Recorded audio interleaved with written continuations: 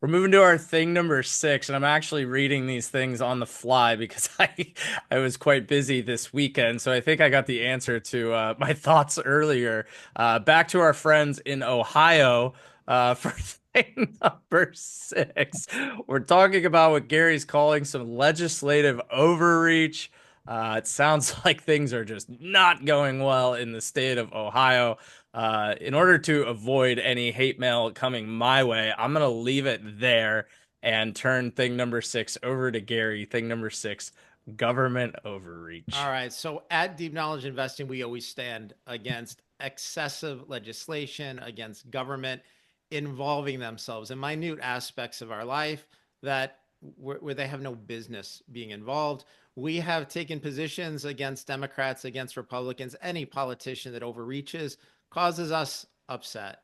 So college football entered the political arena this week, and we are going to talk about the state of Ohio, also the state of Ohio's feelings. It's not good. They are not doing well there.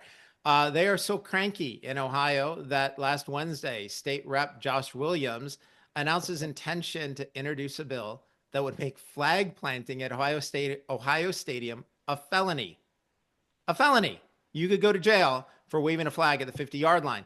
This, of course, followed Ohio State's embarrassing 13-10 loss to Michigan in late November, where after the game, Michigan planted their flag on the OSU field. They were celebrating at midfield. Somehow, after a very weak performance during the 60-minute game in a fourth quarter where they didn't gain a single first down, OSU players finally found their pride, raced across the field, and started a post-game fight. Good to know they still had all that energy, resulting in the police pepper spraying players, which of course gave the OSU team an excuse for their evident tears. Now, some of the Ohio State people are saying, hey, flag planting isn't classy. Okay, fair enough. I acknowledge that, but should it be illegal? And the answer, of course, is no.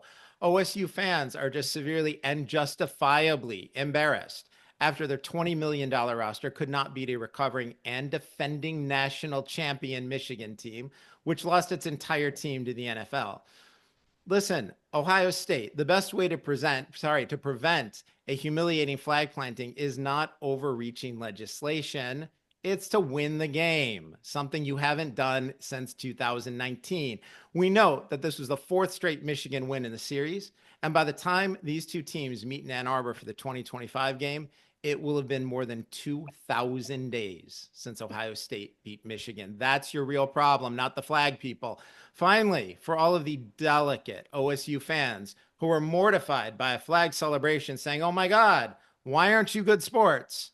Somehow these are the same people who derisively refer to the rival as that team up north and spend the entire week before the game crossing out every M on every sign around campus. For those of you in Ohio, it is spelled Michigan. That's the M right there. Good to see you. I'll leave it at that. Nice little mic drop from Gary and the Michigan Wolverines. Andrew, Tennessee Volunteers, actually. How are we looking? I'm nervous, but I feel good. 8 o'clock this Saturday. Let's hopefully we get it done. We'll see how it goes. And All right. and Andrew, where are your Tennessee Volunteers playing on Saturday? Um, at Ohio State, unfortunately. Well, bring a flag.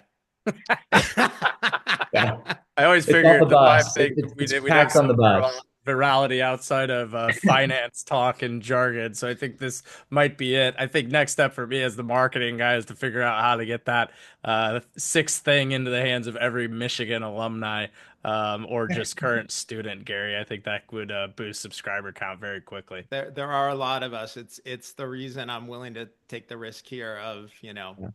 wearing my heart on my sleeve. Love it. Love it. Well, Andrew, as a kind of final sign off, thank you again for all your time you've been invested in DKI. We're rooting for you. Keep us in the loop on how things are progressing. I'm sure you're going to do great. And as Gary said, always have a home here. Anything that I can do for you, and I know Gary echoes the same sentiments. Let me know. But yeah, thank you for all your hard work, dedication, helping us elevate this thing to the next level. Gary, I'm sure you've got some final words for Andrew too, as well as I'll let you have the last word for this week's Andrew, episode. Great job. It has been a pleasure having you as part of Deep Knowledge Investing for the past almost year now. Um, you've been a pleasure to work with. You've learned a lot. You've contributed an enormous amount. We wish you nothing but success going forward. You are always welcome back. And if it doesn't sound, too hokey, we are all very proud of you and looking forward to seeing you succeed at a huge level. And we'll be cheering for your Tennessee Volunteers next Saturday as well. No doubt. Rob, as always, great doing this with you. Good speaking with you over the weekend, as usual. That's when Rob and we usually have our chats on the weekend when other people are doing other things. So I always appreciate your dedication as well. I also know this is the point in every YouTube video when people tell you, like, subscribe, hit notifications. Look, if you want to do that, fine, but we're not in charge. Do whatever you want. We're good either way. But your time is valuable. And for those of you who have made it to this point in the video, thanks so much for watching. We know your time is valuable. We appreciate every one of you. Thanks, everyone. Thank you.